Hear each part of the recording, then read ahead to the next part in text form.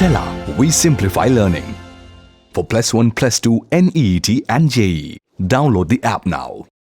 Hello friends, moving chairs and magnetism part 12 വീഡിയോയിലേക്ക് എല്ലാ കൂട്ടുകാർക്കും സ്വാഗതം. നമ്മൾ കഴിഞ്ഞ വീഡിയോയിൽ പഠിച്ചത് എന്താണ്? ഇവിടെ ഒരു സർക്കുലാർ കറണ്ട് ലൂപ്പിനെ എടുത്തു. അതിൻ്റെ റേഡിയസ് R ആണ്. അതിലൂടെ I എന്നൊരു കുഞ്ഞൻ കറണ്ട് ഇങ്ങനെ ഒഴുകിപ്പോവുകയാണ്. ഇങ്ങനെ കിടന്ന് കറങ്ങിക്കൊണ്ടിരിക്കുകയാണ് I എന്ന കറണ്ട്. അങ്ങനെയെങ്കിൽ സെൻട്രൽ ഒരു പോയിന്റ് ഉണ്ട്. ആ സെൻട്രലിലെ പോയിന്റാണ് O എന്ന് പറയുന്നത്. ഓയിലെ മാഗ്നറ്റിക് ഫീൽഡ് ആണ്. Magnetic field at a centre which is equal to എത്ര കിട്ടി നമുക്ക്? μ0I/2R എന്ന് കിട്ടി. ഇനി ഇത് ആക്സിയൽ ലൈൻ ആണ്. ആക്സിയൽ ലൈനിൽ ഒരു പോയിന്റ് ആണ് പോയിന്റ് P. ഈ ദൂരമാണ് X എങ്കിൽ ഈ ആക്സിയൽ ലൈനിലെ പോയിന്റ് Pയിലെ മാഗ്നറ്റിക് ഫീൽഡ് ആണ് magnetic field at axial line which is equal to ഇത് സെൻറ്റർ ആണ്, ഇത് സെൻറ്റർ ആണ്, ഇത് ആക്സിയൽ ലൈൻ ആണ്. Which is equal to μ0I/R² divided by 2 into R² plus X² the whole raised to 3/2 ആയിരുന്നു. So ഇതാണ് നമ്മൾ കഴിഞ്ഞ ക്ലാസ്സിൽ പഠിച്ചത്. ഇനി നോക്കേ, ഇനി എപ്പോഴും ഇതുപോലെ ഒരു സർക്കുലാർ കറണ്ട് ലൂപ്പ് കണ്ടു കഴിഞ്ഞാൽ നിങ്ങൾ പറയരുത് സെൻട്രൽ മാഗ്നറ്റിക് ഫീൽഡിൻ്റെ വാല്യൂ ഇതാണ് എന്ന് പറയരുത്. ചില സ്പെഷ്യൽ കേസുകളാണ് നമ്മൾ ആദ്യം നോക്കാൻ പോണത്. ഫോർ എക്സാമ്പിൾ,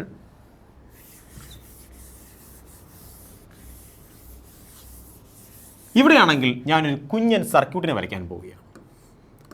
സോ ഒരു സെല്ലുണ്ട്, കറണ്ട് ഇങ്ങനെ കടന്നു വരികയാണ്. ഇതാണ് എൻ്റെ circular current loop.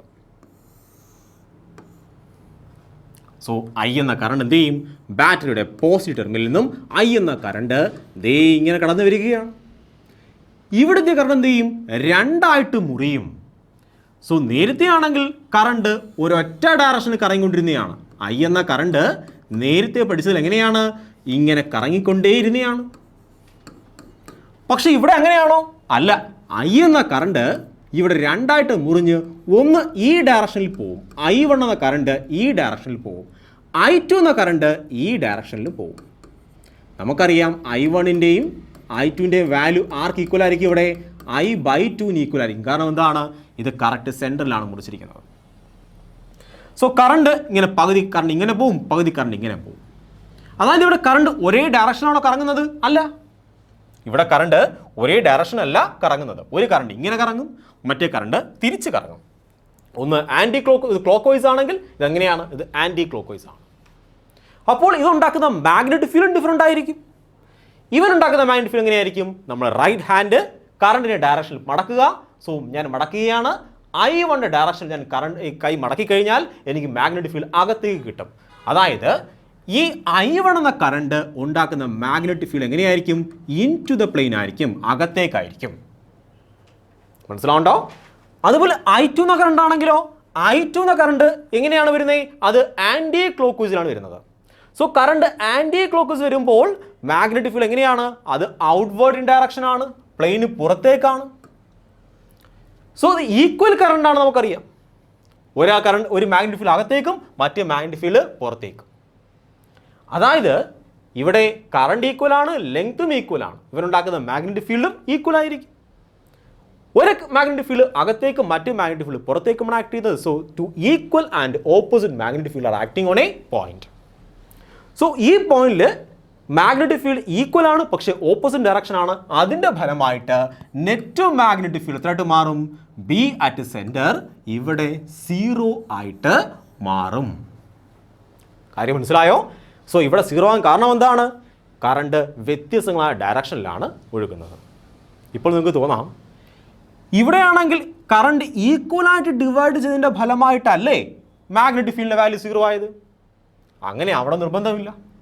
Four example, current ഇങ്ങനെയാണെന്ന് കരുതിക്കും. കറണ്ട് ഇങ്ങനെ കയറുകയാണ്. സോ ഇതാണ് നമ്മുടെ കുഞ്ഞൻ സർക്യൂട്ട്. കറണ്ട് ഇങ്ങനെ കയറുകയാണ്. സോ I എന്ന കറണ്ട് ഇങ്ങനെ കയറിയതിന് ശേഷം രണ്ടായിട്ട് മുറിഞ്ഞു മാറി. ഇത് I1 ഇങ്ങനെയും I2 ഇങ്ങനെയും മാറി. സോ I1 ഇങ്ങനെ കറങ്ങി കറങ്ങി കറങ്ങി കറങ്ങി കറങ്ങി ഇവിടെത്തി, I2 ഇവിടുന്ന് ഇവിടെത്തി, I ആയിട്ട് മാറി. ആ I ഇങ്ങനെ കറങ്ങി കറങ്ങി ഇവിടെത്തി. ഇതാണ് നമ്മുടെ കുഞ്ഞൻ സർക്യൂട്ട്. ഇവിടെയാണെങ്കിൽ നമുക്കറിയാം ഇതൊരു വലിയ നീളമാണ്. സോ ഇവിടുത്തെ നീളം വലുതാണ്, അതുകൊണ്ട് റെസിസ്റ്റൻസും കൂടുതലായിരിക്കും, കറണ്ടിൻ്റെ വാല്യൂ കുറവായിരിക്കും. സോ ഈ I1 എന്ന കറണ്ട്, ഇവിടുത്തെ കറണ്ട് കുറവാണ്. I1ൻ്റെ വാല്യൂ ചെറുതാണ്, പക്ഷെ നീളം വലുതാണ്. അപ്പോൾ കറണ്ടും നീളവും ഒക്കെയാണ് മാഗ്നറ്റിക് ഫീൽഡിനെ സ്വാധീനിക്കുന്ന ഘടകങ്ങൾ, ശരിയല്ലേ? നമുക്ക് നീളവും വേണം, മാഗ്നറ്റിക് ഫീൽഡ് നമ്മൾ പറഞ്ഞായിരുന്നു പ്രൊപ്പോർഷണൽ ടു IdL. അതായത് കറണ്ടും നമ്മുടെ ലെങ്ത് ഓഫ് കണ്ടക്ടറും ഒക്കെ മാഗ്നറ്റിക് ഫീൽഡിനെ സ്വാധീനിക്കുന്ന ഘടകങ്ങളാണ്. ആര് കുറഞ്ഞപ്പോൾ, കറണ്ട് കുറഞ്ഞപ്പോൾ ആര് കൂടിയിട്ടുണ്ട്? ലെങ്ത് കൂടിയിട്ടുണ്ട്. അതുകൊണ്ട് മാഗ്നറ്റിക് ഫീൽഡ് ചെറുതായിരിക്കുമോ? അല്ല, മാഗ്നറ്റിക് ഫീൽഡ് വലുത് തന്നെയായിരിക്കും, അത്രയും തന്നെ കാണും.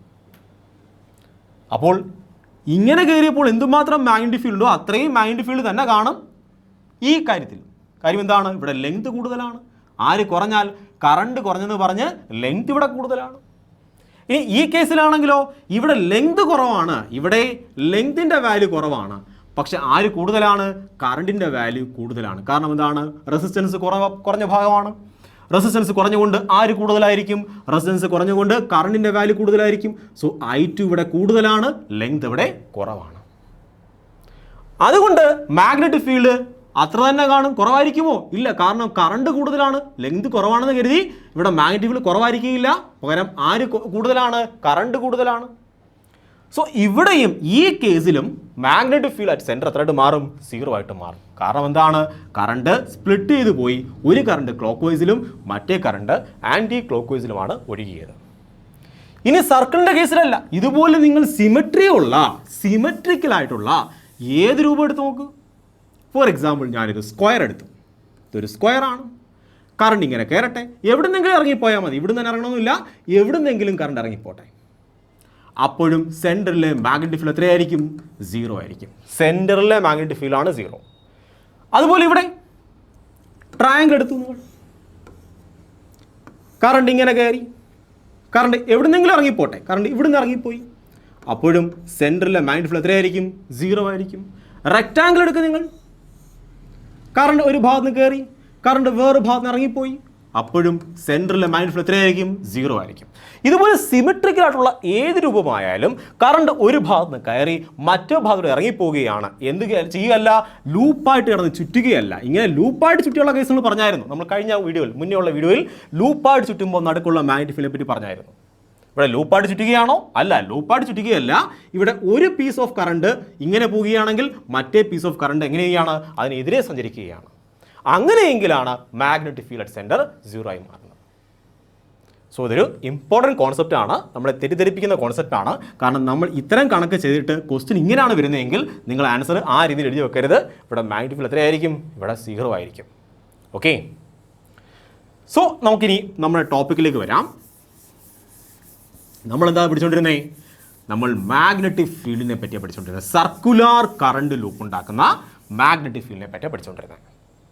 സോ നമുക്ക് വീണ്ടും പറയാം, ഇതൊരു കുഞ്ഞൻ സർക്കുലാർ കറണ്ട് ലൂപ്പാണ്. I എന്ന കറണ്ട് ഇങ്ങനെ ഒഴുകിക്കൊണ്ടിരിക്കുകയാണ്. ഇതാണ് റേഡിയസ് R എന്ന് പറയുന്നത്. ഇതാണ് ആക്സിൽ ലൈൻ, ആക്സിൽ ലൈനിൽ പോയിന്റ് ആണ് P. ഇതാണ് സെൻറ്ററിൽ magnetic field at O which is equal to എത്രയാണത്? μ0I/2R ആണ്. നമ്മൾ എഴുതി മടുത്ത ഇക്വേഷൻ ആണത്. ഇവിടുത്തെ മാഗ്നറ്റിക് ഫീൽഡ് എത്രയാണ്? Magnetic field at P, axial ലൈനിലെ മാഗ്നറ്റിക് ഫീൽഡ് എത്രയാണ്? അത് μ0I/R² divided by 2 into R² plus X² the whole raised to 3/2 ആണ്.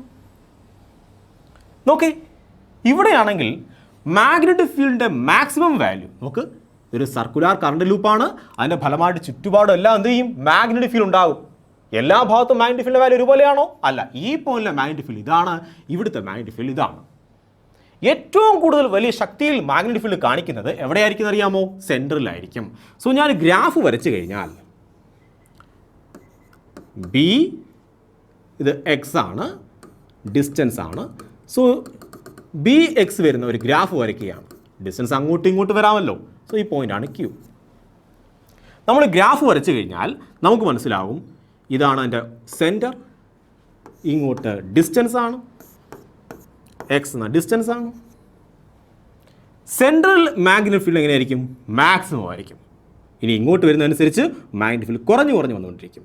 സോ ഗ്രാഫ് ഇങ്ങനെ വരും. സെൻട്രൽ മാഗ്നറ്റിക് ഫീൽഡ് എങ്ങനെയായിരിക്കും? മാക്സിമം ആയിരിക്കും. ഇങ്ങോട്ട് വരുന്നതനുസരിച്ച് മാഗ്നറ്റിക് ഫീൽഡ് വാല്യൂ കുറഞ്ഞുകൊണ്ടിരിക്കും. നിങ്ങൾക്കറിയാം ഈ ആറിൻ്റെ വാല്യൂ നമ്മൾ കഴിഞ്ഞ കേസിൽ പറഞ്ഞതാണ്, കഴിഞ്ഞ വീഡിയോയിൽ ഒരു കേസ് ഉണ്ടായിരുന്നു, സ്പെഷ്യൽ കേസ് ഉണ്ടായിരുന്നു, അവിടെ നമ്മൾ പറഞ്ഞതാണ് ആറിൻ്റെ വാല്യൂ വളരെ ചെറുതും എക്സിൻ്റെ വാല്യൂ വളരെ വലുതുമാണെങ്കിലുള്ള അവസ്ഥ. നമ്മൾ ആരെ അവോയ്ഡ് ചെയ്യാം? വേണമെങ്കിൽ ഇതിനെ അങ്ങ് അവോയ്ഡ് ചെയ്യാം, R² അങ്ങ് അവോയ്ഡ് ചെയ്യാം. അങ്ങനെ അവോയ്ഡ് ചെയ്യുമ്പോൾ നമുക്ക് എന്ത് കിട്ടിയ ആൻസർ? നമുക്ക് ആൻസർ കിട്ടി μ0I R² divide by 2x³ എന്ന ആൻസർ കിട്ടിയായിരുന്നു. നോക്കി, ഇതെല്ലാം കോൺസ്റ്റന്റ് ആണെന്ന് എഴുതിക്കോ. അപ്പോൾ നമുക്ക് മനസ്സിലാവും magnetic field outside is proportional to 1/x³ ആണ്. നീളം കൂടുതൽ, ഡിസ്റ്റൻസ് കൂടുന്നതനുസരിച്ച് ആരുടെ വാല്യൂ കുറഞ്ഞുകൊണ്ടിരിക്കും? മാഗ്നറ്റിക് ഫീൽഡിൻ്റെ വാല്യൂ കുറഞ്ഞുകൊണ്ടിരിക്കും. സെൻട്രൽ എന്തായിരിക്കും? സെൻട്രൽ മാക്സിമം ആയിരിക്കും. സോ ഇതാണ് നിങ്ങൾക്ക് ഈ ടോപ്പിക്കിൽ മനസ്സിലാക്കേണ്ട കോൺസെപ്റ്റ്. സോ ഇത്രയും കോൺസെപ്റ്റ് മനസ്സിലാക്കിയെങ്കിൽ നീറ്റ് JEE എക്സാമിനേഷന് ഈ കോൺസെപ്റ്റിൽ നിന്നും എന്ത് ക്വസ്റ്റ്യൻസ് ആണ് ചോദിച്ചിരിക്കുന്നത്? നമുക്ക് ആ ക്വസ്റ്റ്യൻസ് നോക്കാം. സോ അടുത്ത നമ്മൾ പഠിക്കാൻ പോകുന്നത് ക്വസ്റ്റ്യൻസ് ആണ്. സോ ക്വസ്റ്റ്യൻ ചെയ്യാം. ഇതാണ് നമ്മുടെ first question. An electric current is flowing in a circular coil of radius A. Okay, ഇവിടെ റേഡിയസ് ഞാൻ 6 എന്നാണ് സൂചിപ്പിച്ചിരിക്കുന്നത്. നമുക്ക് A അങ്ങ് വെട്ടി 6 ആക്കാം. ഓക്കെ, സോ ഫസ്റ്റ് ക്വസ്റ്റ്യൻ ആണ് an electric current is flowing in A circular coil of radius R. കാര്യം ഓപ്ഷനിൽ 6 കിടക്കുന്നത്. At what distance from the centre the axis of the coil will the magnetic field be 1/8 the value of the center. So question ഇതാണ്. ഇവിടെ എന്തുണ്ട്? എൻ്റെ കയ്യിലൊരു circular current കോയിലുണ്ട്. And electric current is flowing in a circular coil of radius R. So ഇത് radius R ആണ്. Circular കോയിലൂടെ current ഇങ്ങനെ പുഴ പോലെ ഒഴുകിക്കൊണ്ടിരിക്കുകയാണ്, ഇങ്ങനെ ചുറ്റിക്കൊണ്ടിരിക്കുകയാണ്. At what distance from the center? Center ആണ് O.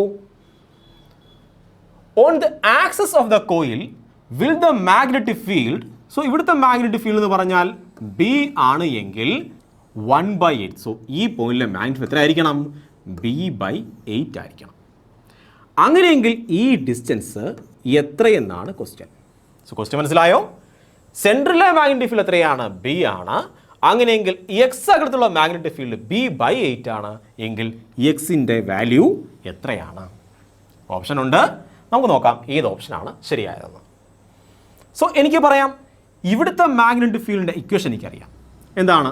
ഈ പോയിന്റിലെ മാഗ്നറ്റിക് ഫീൽഡ് ഇക്വേഷനാണ് B at axial line which is equal to μ0I R² divide by 2 into R² plus x² the whole raise to 3/2 ആണ്. അതിൻ്റെ വാല്യൂ എത്രയാണ്? B/8 ആണ്. ബീൻ്റെ value എത്രയാണ്? എനിക്കറിയാം, μ0I ഡിവൈഡ് ബൈ 2R ആണ്.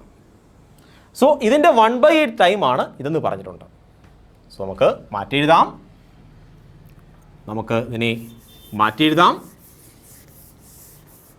പറഞ്ഞിട്ടുണ്ട് B/8 which is equal to μ0I R² divided by 2 into R² plus x² the whole raised to 3/2 ആണ്. നമുക്ക് ആരെ കണ്ടുപിടിക്കണം? എക്സിനെ കണ്ടുപിടിക്കണം. ബീൻ്റെ വാല്യൂ നമുക്കറിയാമല്ലോ, μ0I divided by 2R ആണ് നമുക്കറിയാം. അതിൻ്റെ 1/8 എടുത്താൽ മതി, which is equal to μ0I R² divided by 2 into R² plus x² the whole raised to 3/2. ആരെ ക്യാൻസൽ ചെയ്യാം? μ0യും ക്യാൻസലായി, ഐയും ക്യാൻസലായി, ഇവിടുത്തെ 2ഉം ക്യാൻസലായി. ക്രോസ് മൾട്ടിപ്ലൈ ചെയ്ത് നോക്കി. ക്രോസ് മൾട്ടിപ്ലൈ ചെയ്യുമ്പോൾ നമുക്ക് കിട്ടും R into 8 into R². So 8R². R² into R3 which is equal to, multiply ചെയ്ത് നോക്കി, R² plus x² the whole raised to 3/2. എനിക്ക് വേണമെങ്കിൽ ഈ 8നെ മാറ്റിക്കൂടെ? 8ന് പകരം എന്ത് പറയാം? 2³ എന്ന് പറയാം. അല്ലെങ്കിൽ ഇതിനെ മൊത്തത്തിൽ മാറ്റാം. എങ്ങനെ മാറ്റാം? 2R the whole cube എന്ന് പറയാം. ഇനി എന്ത് ചെയ്യണം? ക്യൂബിക് റൂട്ട് എടുത്ത് നോക്കി. ക്യൂബിക് റൂട്ട് എടുത്താൽ ഈ 3യും പോവും. സോ ഇവിടുത്തെ 3യും പോയി. ഇവിടുത്തെ 3യും പോയി, ഈ 3യും പോയി. അപ്പോൾ എനിക്ക് ആൻസർ ഇങ്ങനെ വരും. എന്തുകൊണ്ട് 1/√? എന്ന് പറഞ്ഞ് ഹോൾ റേസ് ടു 1/2 എന്താണ്? റൂട്ടാണ്. സോ ഹോൾ റേസ് ടു 1/2 പകരം നമുക്ക് എന്ത് പറയാം? റൂട്ട് ഓഫ് എന്ന് പറയാം. മനസ്സിലാവുണ്ടോ? ഇനിയാണെങ്കിൽ എന്ത് ചെയ്യണം? ഇതിനെ സ്ക്വയർ നോക്കിയേ നിങ്ങൾ. സ്ക്വയർ ചെയ്താൽ ഈ റൂട്ട് അങ്ങ് പോകും. സോ ഞാനിവിടെ കുറേ സ്റ്റെപ്പ് എഴുതി അല്ലേ? എന്തൊക്കെ ചെയ്തു? ഞാനവിടെ ക്യൂബാക്കി മാറ്റി, ക്യൂബിക് റൂട്ട് എടുത്ത് എൻ്റെ ക്യൂബ് കളഞ്ഞു, പിന്നെ എന്ത് ചെയ്തു? അതിനെ സ്ക്വയർ ചെയ്തു. സോ എനിക്ക് ഇത്രയും ആൻസർ കിട്ടി. ഇനി നോക്കേ, ഇതിനെയാണെങ്കിൽ ഞാനിവിടെ മാറ്റി എഴുതാൻ പോവുകയാണ്. 2 സ്ക്വയർ 4 ആണ്. r square which is equal to r square plus x square. നമുക്ക് എക്സ് സ്ക്വയർ ആണ് വേണ്ടുന്നത്. ഇതിനെ ഇവിടെ കൊണ്ടുവരാം. 4r square minus r square 3r square. ഇനിയാണെങ്കിൽ എക്സ് ആണ് വേണ്ടുന്നത്. X which is equal to √3 into r എന്ന് കിട്ടും. റൂട്ട് എടുത്താൽ ഇങ്ങനെ കിട്ടും. സോ ആൻസർ എത്രയാണ്? r√3 ആണ് കറക്റ്റ് ആൻസർ. ഈ കാര്യം മനസ്സിലായോ? നമുക്കിനി അടുത്ത ക്വസ്റ്റ്യനിലേക്ക് പോകാം. സോ നമ്മുടെ അടുത്ത ക്വസ്റ്റ്യൻ ആണ്. നമ്മുടെ അടുത്ത ക്വസ്റ്റ്യൻ എന്താണ്? നമ്മുടെ സെക്കൻഡ് ക്വസ്റ്റ്യൻ ആണ്, രണ്ടാമത്തെ ക്വസ്റ്റ്യൻ ആണ്. ആക്ച്വലി ഇത് ക്വസ്റ്റ്യൻ ചോദിച്ചത് നീറ്റ് 2016 ചോദിച്ച ക്വസ്റ്റ്യൻ ആണ്. നമുക്ക് നോക്കാം എങ്ങനെ ചെയ്തത്. A long wire carrying a steady current. ശ്രദ്ധിക്കണം, നമ്മൾ ഈ ചാപ്റ്റർ പഠിക്കുന്ന എല്ലാം സ്റ്റഡി കറണ്ട് അല്ലെങ്കിൽ DC ആണ്. So a long wire carrying a steady current is bend into a circular loop of 1 turn. So എൻ്റെ കയ്യിൽ ഒരു വലിയ വയർ ഉണ്ടായിരുന്നു. ഇതൊരു വലിയ വയറാണ്. ഈ വയറിനെ എന്ത് ചെയ്ത് ഞാനിങ്ങനെ മടക്കി ഒരു സർക്കുലർ ലൂപ്പ് ഉണ്ടാക്കി. The magnetic field at the centre of the loop, ഇവിടെ I എന്ന കറണ്ടിന് ഒഴുകി പോവുമായിരുന്നു. Magnetic field at the centre of the loop എത്രയാണ്? B ആണ്. സോ ഇതിൻ്റെ റേഡിയസ് ഞാൻ പറയുകയാണ് R ആണ്. അങ്ങനെയെങ്കിൽ ബിൻ്റെ വാല്യൂ എത്രയാണ്? B which is equal to μ0 I divide by 2R ആണ്. It is then bend into a circular coil of n turns. ഇനി എന്ത് ചെയ്യാൻ പോവാണ്? ഒരു കോയിൽ ഉണ്ടാക്കാൻ പോവുകയാണ്. ഇതിനെ എടുത്തിട്ട് ഞാൻ വീണ്ടും കോയിൽ ഉണ്ടാക്കി. അങ്ങനെ എത്ര ടേൺസ് ഉണ്ട് അതിന്? അതിന് n നമ്പർ ഓഫ് ടേൺസ് ഉണ്ട്. എത്ര ടേൺസ് ഉണ്ട്? n നമ്പർ ഓഫ് ടേൺസ് ഉണ്ട്. അതിൻ്റെ റേഡിയസ് ഞാൻ പറയുകയാണ് ചെറിയ r ആണ്. അങ്ങനെയെങ്കിൽ ഈ വലിയ ആറും ചെറിയ ആറും തമ്മിലുള്ള റിലേഷൻ എന്താണ്? നമുക്കറിയാം, ഇതിൻ്റെ നീളവും എന്താണ്? സെയിം ആണ്. ഇതിൻ്റെ നീളം എത്രയാണ്? അത് 2πr ആണ്. സോ ഞാൻ പറയും ഇതിൻ്റെ നീളം 2πr ആണ്. വിച്ച് ഈസ് ഈക്വൽ ടു ഇതിൻ്റെ നീളം എത്രയാണ്? ഒരു ടേൺ ആണെങ്കിൽ അത് 2π സ്മോൾ r ആണ്. ഒരു ടേൺ ആണെങ്കിൽ 2π സ്മോൾ r ആണ്. അങ്ങനെ എത്ര ടേൺ ഉണ്ട്? n ടേൺ ഉണ്ട്. സോ ഇതിൻ്റെ നീളം എത്രയാണ്? n ഇൻറ്റു 2π സ്മോൾ r ആണ്. 2π ക്യാൻസലായി. സോ എനിക്ക് കിട്ടി ആറിൻ്റെ വാല്യൂ, ചെറിയ ആറിൻ്റെ വാല്യൂ എത്രയാണ്? അത് capital R divide by n ആണ്. സോ എനിക്ക് ആരുടെ വാല്യൂ കിട്ടിക്കഴിഞ്ഞു? സ്മോൾ ആറിൻ്റെ വാല്യൂ കിട്ടിക്കഴിഞ്ഞു. അങ്ങനെയെങ്കിൽ ഇവിടുത്തെ മാഗ്നറ്റിക് ഫീൽഡ് എത്രയായിരിക്കും? മാഗ്നറ്റിക് ഫീൽഡ് അറ്റ് സെൻറ്റർ എത്രയായിരിക്കും? മാഗ്നറ്റിക് ഫീൽഡ് അറ്റ് സെൻറ്റർ ഈ കേസിൽ, സോ ഇത് B ഡാഷ് എന്ന് എഴുതാം നമുക്ക്. Which is equal to μ0 I, current എത്രയാണ്? സെയിം തന്നെയാണ്. I എന്ന കറണ്ട് തന്നെയാണ് ഇവിടെ ചുറ്റുന്നത്. Divide by 2 into capital R ആണോ അല്ല small r? 2 into small r. എത്ര ടൈംസ് ഉണ്ട്? n ടേൺസ് ഉണ്ട്. നമ്പർ ഓഫ് ടേൺസ് n ആണ്. സോ ഇതാണ് ഇവിടുത്തെ കോയിലുള്ള മാഗ്നറ്റിക് ഫീൽഡ്. ശ്രദ്ധിക്കണം, ലൂപ്പിലാണെങ്കിൽ ഇങ്ങനെ എഴുതുന്നതെങ്കിൽ n ടേൺസ് ഉണ്ടെങ്കിലോ ഇൻറ്റു n കൊണ്ട് എഴുതണം. സ്മോൾ n ആണ്, n ടേൺസ് ഉണ്ട്. സോ ഇൻറ്റു n കൂടെ ആഡ് ചെയ്യണം. ഓക്കെ ആണല്ലോ? ഇനി നമുക്ക് ഈ വാല്യൂ ഇതാണ് വേണ്ടുന്നത്. B ഡാഷിൻ്റെ വാല്യൂ എത്രയെന്നാണ് ക്വസ്റ്റ്യൻ ചോദിച്ചിരിക്കുന്നത്.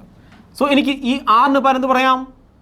ഇങ്ങനെ പറയാം, μ0 I n divide by 2 into ആറിന് പകരം capital R divide by n എന്ന് പറയാം.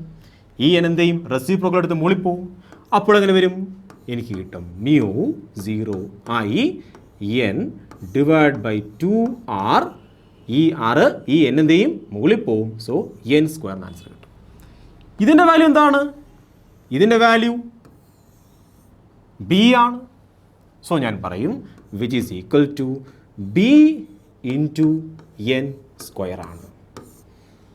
So B into n square ആണ്.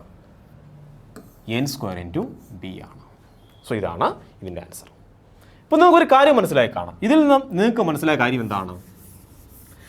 എൻ്റെ കയ്യിൽ ഒരു സർക്കുലാർ കോയിലുണ്ട്. അതിനെ ഞാൻ എൻ മടക്കുകളായിട്ട് ചുറ്റാൻ പോവുകയാണ്. സർക്കുലാർ കോയിലാണെങ്കിൽ അതിൻ്റെ വാല്യൂ എത്രയാണ്? നടക്കത്തെ പോയിന്റ് എത്രയാണ്? ഇവിടുത്തെ magnetic field B which is equal to mu zero I divide by 2r ആണ്. ഇതേ കോയിൽ ഞാൻ n തവണ ചുറ്റിക്കഴിഞ്ഞാൽ സെൻട്രലിലെ മാഗ്നറ്റിക് ഫീൽഡ് എത്രയായിട്ട് മാറും? സെൻട്രലിലെ magnetic field n square times ആയിട്ട് മാറും. സോ ഒരു കോയിൽ എടുത്തിട്ട് സെൻട്രലിലെ മാഗ്നറ്റിക് ഫീൽഡ് ബി ആണ്, അല്ലെങ്കിൽ സെൻട്രൽ മാഗ്നറ്റിക് ഫീൽഡ് 5 ആണെന്ന് വിചാരിച്ചു. ഞാനിതിനെ 2 ടേൺസ് എടുക്കാൻ പോവുകയാണ്. ഈ കോയിലിനെ 2ആയിട്ട് മടക്കാൻ പോവുകയാണ്. ഇപ്പോൾ 2 ടേൺസ് ഉണ്ട്. അങ്ങനെയെങ്കിൽ പുതിയ മാഗ്നറ്റിക് ഫീൽഡ് എത്രയായിരിക്കും? ഇപ്പോൾ 2 ടേൺസ് ഉണ്ടെങ്കിൽ 2ൻ്റെ സ്ക്വയർ ഇൻറ്റു 5 എത്ര കിട്ടും? 4 20. സോ 20 ടെസ്ലയാണ് ഇവിടുത്തെ ആൻസർ. നേരത്തെ ആൻസർ 5 ആണെങ്കിൽ പുതിയ ആൻസർ 20 ടെസ്ല. സോ ഇതാണ് ഈ ക്വസ്റ്റ്യൻ്റെ കോൺസെപ്റ്റ്. കാര്യം മനസ്സിലായല്ലോ? ഇനി നമുക്ക് അടുത്ത ക്വസ്റ്റ്യനിലേക്ക് പോകാം.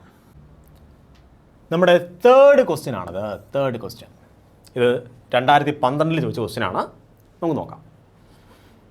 2 similar coils of radius capital R are lying concentrically with their planes at right angles to each other. So ഇവിടെയാണെങ്കിൽ എൻ്റെ കയ്യിൽ 2 ലൂപ്പുണ്ട്, 2 സിമിലർ ലൂപ്പുണ്ട്.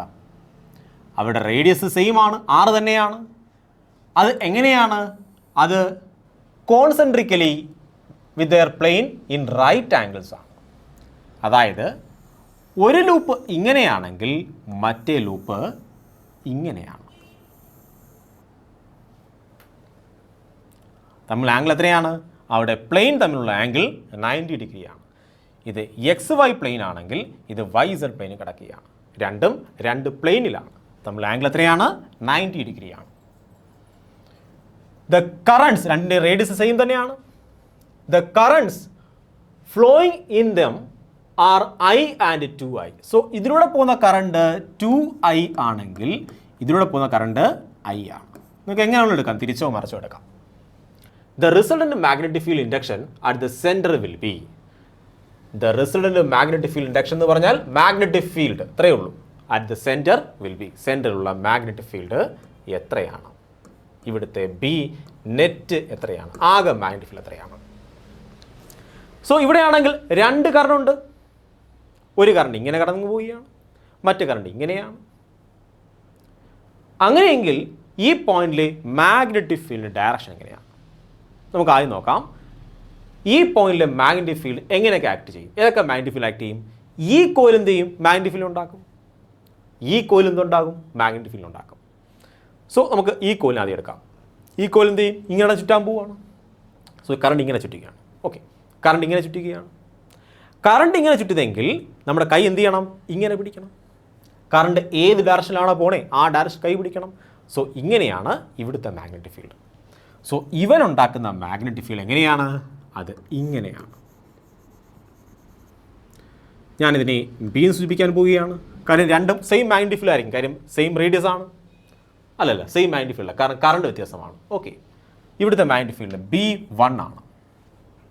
ഓക്കെ, ഇവിടുത്തെ മാഗ്നറ്റിക് ഫീൽഡ് B1 ആണ്. നമുക്കിനി ഇവനെ നോക്കാം. കറണ്ട് ഇവിടെ ഇങ്ങനെ ചുറ്റുകയാണ്. കറണ്ട് എങ്ങനെ ചുറ്റുന്നത്? കറണ്ട് ഇങ്ങനെ ചുറ്റുകയാണ്. മാഗ്നറ്റിക് ഫീൽഡ് എങ്ങനെയായിരിക്കും? മാഗ്നറ്റിക് ഫീൽഡ് ഇവിടെ താഴേക്കായിരിക്കും. സോ B2 ഇങ്ങനെയാണ്. സോ ഇവിടെ ബേസിക്കലി 2 മാഗ്നറ്റിക് ഫീൽഡ് ഉണ്ട്. B1 ഉണ്ട്, B2 ഉണ്ട്. അവയ്ക്കിടയിലുള്ള ആംഗിൾ എത്രയാണ്? 90 ഡിഗ്രിയാണ്. കാര്യം മനസ്സിലായോ? ചോദിച്ചിരിക്കുന്നത് നെറ്റ് മാഗ്നറ്റിക് ഫീൽഡ് എത്രയാണ്. So net magnetic field B നെറ്റിൻ്റെ വാല്യൂ എത്രയെന്നാണ് കണ്ടുപിടിക്കേണ്ടത്. നമുക്ക് B1ൻ്റെ വാല്യൂ പിടിക്കാം. So B1 which is equal to, നമ്മുടെ ഇക്വേഷൻ എന്താണ്? μ0 I എത്ര I ആണ്? ഇതാണ് ഫസ്റ്റ് കോയിൽ. ഫസ്റ്റ് കോയിലിൽ കറന്ന് പോകുന്ന കറണ്ട് 2I ആണ്. So 2I divide by 2R നമ്മുടെ ഇക്വേഷൻ. സോ കറണ്ട് എത്രയാണ്? കറണ്ട് ഇവിടെ 2i ആണ്. B2ൻ്റെ വാല്യൂ എത്രയാണ്? B2 which is equal to μ0 I divide by 2R ആണ്. കാരണം ഇവിടുത്തെ കറണ്ട് എത്രയാണ്? I ആണ്. ഇവിടെ കറണ്ട് 2i ആണ്. സോ ഞാൻ ഇതിനെ K എന്ന് വിളിച്ചു കഴിഞ്ഞാൽ ഇത് എത്രയായിരിക്കും? ഇത് 2K ആയിരിക്കും. സോ നെറ്റ് മാഗ്നറ്റിക് ഫീൽഡ് എന്ന് പറഞ്ഞാൽ എന്താണ്? B net which is equal to root of B1 square plus B2 square ആണ്. Which is equal to root of B1 value എത്രയാണ്? 2K ആണ്. So 2K the whole square, 2K the whole square plus B2ൻ്റെ value എത്രയാണ്? അത് K ആണ്. K square. നമുക്ക് ആരെ common എടുക്കാം? നമുക്ക് K സ്ക്വയറിനെ കോമൺ എടുക്കാം. സോ K സ്ക്വയർ കോമൺ എടുക്കുമ്പോൾ റൂട്ടിന് പുറത്ത് വരുമ്പോൾ K ആയിട്ട് മാറും. ഇവിടെ 4 plus 1 which is equal to K root 5. K എത്രയാണ്? K എന്ന് പറഞ്ഞു കഴിഞ്ഞാൽ നമുക്കുണ്ട് അത് μ0 I ബൈ 2R ആണ്. So B net which is equal to Kൻ്റെ വാല്യൂ എത്രയാണ്? Kൻ്റെ value μ0 I divide by 2R ആണ്. റൂട്ട് 5. സോ ആൻസർ എത്രയാണ്? Answer root 5 μ0 I divide by 2R. Root 5 μ0 I divide by 2R ആണ്. ശരിയായ രീതി മനസ്സിലായോ? സോ ഇവിടെ നിങ്ങൾ മനസ്സിലാക്കുന്ന കാര്യം എന്താണ്? ഇവിടെയാണെങ്കിൽ ഡയറക്ഷനും കൂടെ പരിഗണിക്കണമായിരുന്നു. അപ്പോൾ നമുക്ക് റൈറ്റ് ആംഗിൾ റൂൾ അറിയണം. എന്താണ്? കറണ്ട് എങ്ങനെയാണോ കടന്നു പോകുന്നത് ആ ഡയറക്ഷനിൽ ഫിംഗർ നിങ്ങൾ മടക്കി കഴിഞ്ഞാൽ തമ്പ് എന്ത് തരും? മാഗ്നറ്റിക് ഫീൽഡിൻ്റെ ഡയറക്ഷൻ തരും. സോ 2 മാഗ്നറ്റിക് ഫീൽഡ് ഉണ്ടെങ്കിൽ ആ 2 മാഗ്നറ്റിക് ഫീൽഡിൻ്റെയും വെക്ടർ സം എടുത്താൽ നമുക്ക് ആൻസർ കിട്ടും. സോ ഇതാണ് ഈ ക്വസ്റ്റ്യൻ്റെ കോൺസെപ്റ്റ്. നമുക്കിനി അടുത്ത ക്വസ്റ്റ്യനിലേക്ക് പോകാം. നമ്മുടെ 4th ക്വസ്റ്റ്യൻ ആണ്, 4ാമത്തെ ക്വസ്റ്റ്യൻ ആണ്. ഇത് ആക്ച്വലി 2015 ചോദിച്ച ക്വസ്റ്റ്യൻ ആണ്. നമുക്ക് ക്വസ്റ്റ്യൻ നോക്കാം. An electron moving in A circular orbit of radius small r. എൻ്റെ കയ്യിൽ ഒരു ഇലക്ട്രോൺ ഉണ്ട്. ആ ഇലക്ട്രോൺ ആണെങ്കിൽ ഇങ്ങനെ ഒരു സർക്കുലർ ഓർബിറ്റ് കിടന്ന് കറങ്ങാൻ പോവുകയാണ്. ഇതാണ് ഇലക്ട്രോൺ. റേഡിയസ് എത്രയാണ്? സ്മോൾ r ആണ്. Makes n rotations per second. ഒരു സെക്കൻഡിൽ n തവണ കിടന്ന് കറങ്ങി. സോ 1 സെക്കൻഡിൽ n തവണ n നമ്പർ ഓഫ് റെവല്യൂഷൻസ് ഉണ്ടാക്കി. The magnetic field produced at the center has a magnitude. Magnetic field at the centerന്റെ മാഗ്നിറ്റ്യൂഡ് എത്രയാണ്? ഈ പോയിന്റിലെ മാഗ്നറ്റിക് ഫീൽഡ് വാല്യൂ എത്രയാണ്? സോ നമുക്കറിയാം മാഗ്നറ്റിക് ഫീൽഡ് അറ്റ് സെന്റർ ഇത് കറണ്ട് ആണെങ്കിൽ, കറണ്ട് ആണ് ഇങ്ങനെ ഒഴുകി പോകുന്നതെങ്കിൽ നമ്മൾ പറഞ്ഞതിനെ B which is equal to μ0 I divide by 2R ആണ്. Small r. ഇതാണ് മാഗ്നറ്റിക് ഫീൽഡ്. പക്ഷെ ഇവിടെ കറണ്ട് ആണോ? അല്ല, ഇവിടെ ചാർജിൻ്റെ ഒഴുക്കാണ്. നമുക്കറിയാം ചാർജിൻ്റെ ഒഴുക്ക് എന്താണ്? കറണ്ട് ആണ്. സോ ബേസിക്കലി ആദ്യം ആരെ കണ്ടുപിടിക്കണം? കറണ്ടിനെ കണ്ടുപിടിക്കണം. എന്താണ് കറണ്ട് എന്ന് പറയുന്നത്? കറണ്ട് എന്ന് പറയുന്നത് rate of change of charge ആണ്. അതായത് ഒരു സെക്കൻഡിൽ ഒഴുകിയ ചാർജിൻ്റെ അളവാണ് കറണ്ട് എന്ന് പറയുന്നത്. സോ ഒരു സെക്കൻഡിൽ എന്തുമാത്രം ചാർജാണ് കടന്നു പോയെന്ന് കണ്ടുപിടിക്കണം. ഇതാണ് കറണ്ട് എന്ന് പറയുന്നത്. അപ്പോൾ സമയം 1 സെക്കൻഡാണ്. സമയം 1 സെക്കൻഡ്. അപ്പോൾ 1 സെക്കൻഡിൽ എന്തുമാത്രം ചാർജാണ് ഒഴുകിപ്പോയത് അത് കണ്ടുപിടിക്കണമെങ്കിൽ നമുക്ക് ആദ്യം വേണ്ടത് എന്താണ്? നമുക്ക് വേണം number of revolution in 1 second. 1 സെക്കൻഡിൽ എന്തുമാത്രം നമ്പർ ഓഫ് റെവല്യൂഷൻ ഉണ്ടെന്ന് കണ്ടുപിടിക്കണം. സോ നമ്മൾ കണ്ടുപിടിക്കാൻ പോവാണ് number of revolution. Number of അല്ലെങ്കിൽ വേണ്ട, തിരിച്ച് കണ്ടുപിടിക്കാം. Time for 1 revolution. ഒരു റെവല്യൂഷന്, ഒരു കംപ്ലീറ്റ് റെവല്യൂഷന് എന്തുമാത്രം സമയം വേണ്ടി വന്നു? വിച്ച് ഈസ് ഈക്വൽ ടു ഒരു കംപ്ലീറ്റ് റെവല്യൂഷൻ ആവശ്യമായ സമയം എത്രയാണ്? 1 സെക്കൻഡ് n റെവല്യൂഷൻ കാണിക്കും. അങ്ങനെയെങ്കിൽ ഒരു റെവല്യൂഷൻ എത്ര സമയം വേണം? 1/n സെക്കൻഡ് വേണം. ശരിയല്ലേ? ഒരു റെവല്യൂഷന് 1/n സെക്കൻഡ് വേണം. n റെവല്യൂഷന് 1 സെക്കൻഡ് വേണം. അങ്ങനെയെങ്കിൽ നമുക്ക് ഐൻ്റെ വാല്യൂ പിടിക്കാം. I which is equal to Q divide by T ആണ്. ക്യൂവിൻ്റെ വാല്യൂ ഇ ആണ്, ഇലക്ട്രോൺ ആണ്. സമയം എത്രയാണ്? 1/n ആണ്, which is equal to reciprocal multiply ചെയ്യാം, നമുക്ക് കിട്ടും ഇ ഇൻറ്റു എൻ. സോ കറണ്ടിൻ്റെ വാല്യൂ എത്രയാണ്? ഇ ഇൻറ്റു എൻ ആണ്. ഇട്ട് കൊടുക്കുമ്പോൾ ആൻസർ കിട്ടും B which is equal to mu 0 ഐക്ക് പകരം I N divide by 2r. So നമ്മുടെ ആൻസർ ഇതാ നടക്കുന്നു, mu 0 I N N I divide by 2r. ഇതാണ് നമ്മുടെ ആൻസർ. സോ ഈ ക്വസ്റ്റ്യൻ നമുക്ക് എന്താ മനസ്സിലായി? ഇവിടെയാണെങ്കിൽ ചാർജിൻ്റെ ഒഴുക്ക് തന്നു, ആ ചാർജിൻ്റെ ഒഴുക്കിൽ നിന്നും കറണ്ട് കണ്ടുപിടിക്കണം, ആ കറണ്ട് ഇക്വേഷൻ ഇട്ട് കൊടുക്കണം, ആൻസർ കിട്ടും. കോൺസെപ്റ്റ് ക്ലിയർ ആയോ? സോ ഇങ്ങനെയും ചോദിക്കാം. ഇത് 2015 ചോദിച്ച ക്വസ്റ്റ്യൻ ആണ്. നമുക്കിനി അടുത്ത ക്വസ്റ്റ്യനിലേക്ക് പോകാം. നമ്മുടെ 5th ക്വസ്റ്റ്യൻ ആണ്, 5ാമത്തെ ക്വസ്റ്റ്യൻ ആണ്. Charge Q is uniformly spread on A thin ring of radius capital R. ഇതൊരു തിൻ റിംഗ് ആണ്. അതിനകത്ത് ഞാൻ Q എന്ന ചാർജിനെ ഇങ്ങനെ യൂണിഫോം ആയിട്ട് സ്പ്രെഡ് ചെയ്തിട്ടുണ്ട്. സോ ആകെ ചാർജ് എത്രയാണ് കുഞ്ഞുങ്ങളെ? ആകെ ചാർജിൻ്റെ വാല്യൂ Q ആണ്, ഇതിൻ്റെ റേഡിയസ് എത്രയാണ്? ക്യാപിറ്റൽ R ആണ്. സോ ബേസിക്കലി ഇത് ചാർജ് ആണ്. The ring rotate about its axis with a uniform frequency f hertz.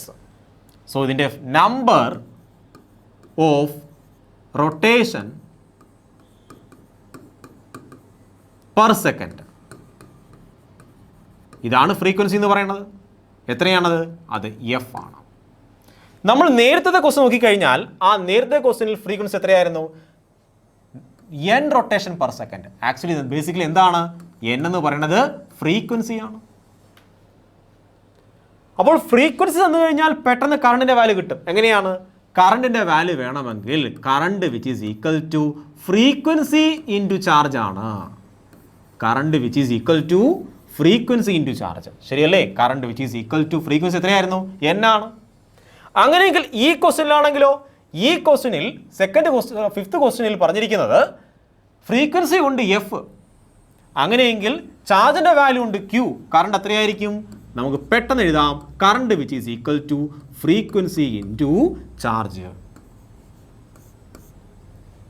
കാര്യം മനസ്സിലായോ?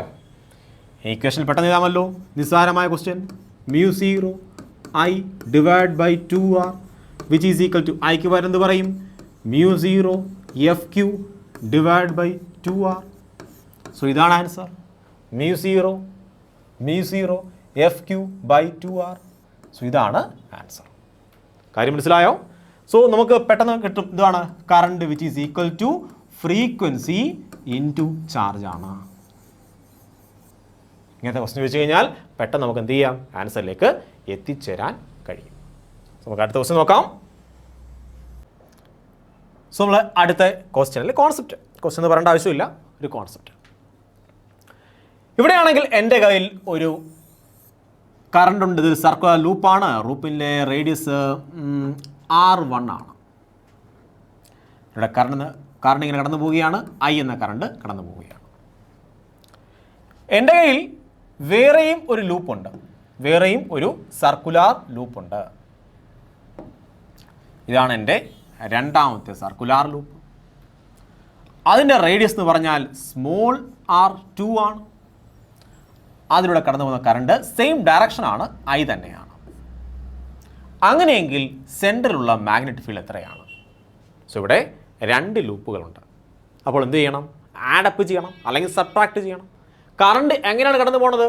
കറണ്ട് 2 കറണ്ടും സെയിം ഡയറക്ഷനിലാണ്. സോ മാഗ്നറ്റിക് ഫീൽഡ് ഒരേ ഡയറക്ഷനിലായിരിക്കും. അതുകൊണ്ട് മാഗ്നറ്റിക് ഫീൽഡ് എന്ത് ചെയ്യണം? ആഡപ്പ് ചെയ്താൽ മതി.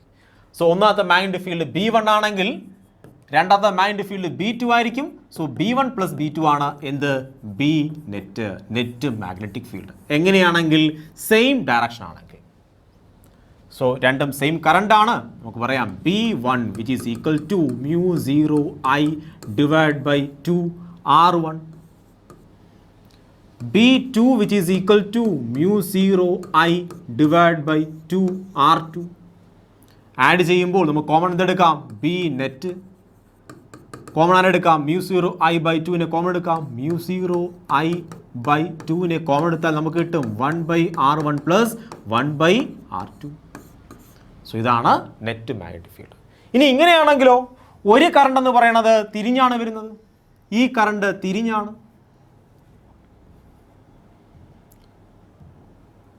ഇവിടെ ഈ കറണ്ട് ഇങ്ങനെയും ഈ കറണ്ട് ഇങ്ങനെയുമാണെങ്കിലോ? അങ്ങനെയാണെങ്കിൽ നമ്മൾ എന്ത് ചെയ്യണം? മൈനസ് ആക്കണം. സോ ഒരു ഡയറക്ഷൻ നമ്മൾ പറയും ഒരു കറണ്ട് ഇങ്ങനെയാണ്. സോ B2 എന്ന് പറഞ്ഞാൽ ഇങ്ങനെയാണ്, അകത്തേക്കാണ്. B1 ആണെങ്കിൽ പുറത്തേക്കാണ്. അപ്പോൾ നമ്മൾ എന്ത് ചെയ്യണം? മാഗ്നറ്റിക് ഫീൽഡ് എടുക്കാൻ പോവുകയാണ്. Magnetic field which is equal to μ0I divide by R1. R1 direction എങ്ങനെയാണ്? B1 എങ്ങനെയാണ്? B1 ഇങ്ങനെയാണ്, ഔട്ട്വേർഡ് ആണ്. സോ B1 ഔട്ട്വേർഡ് ഇൻ ഡയറക്ഷനാണ്. B1 ഔട്ട്വേർഡ് ഇൻ ഡയറക്ഷനാണ്, പുറത്തേക്കാണ്. B2 ആണെങ്കിലോ B2 ഇങ്ങനെയാണ്, ഇൻ ടു ദ പ്ലെയിൻ ആണ്. അപ്പോൾ എന്ത് ചെയ്യണം? മാഗ്നറ്റിക് ഫീൽഡ് ഇവിടെ നിങ്ങൾ സബ്ട്രാക്ട് ചെയ്യേണ്ടി വരും. കാര്യം മനസ്സിലായോ? സോ നിങ്ങൾ അറിഞ്ഞിരിക്കേണ്ട പ്രധാനപ്പെട്ട കോൺസെപ്റ്റുകളാണ് ഇവിടെ ചർച്ച ചെയ്തത്. ഈ വീഡിയോ ഇനിയും ലെങ്തി ആക്കുന്നില്ല. ഞാൻ ഈ വീഡിയോ ഇവിടെ വൈൻഡപ്പ് ചെയ്യാൻ പോവുകയാണ്. കൂടുതൽ കോൺസെപ്റ്റുകളും കൂടുതൽ ക്വസ്റ്റ്യൻസുമായി നമുക്ക് അടുത്ത വീഡിയോയിൽ കാണാം. Have a nice study. By.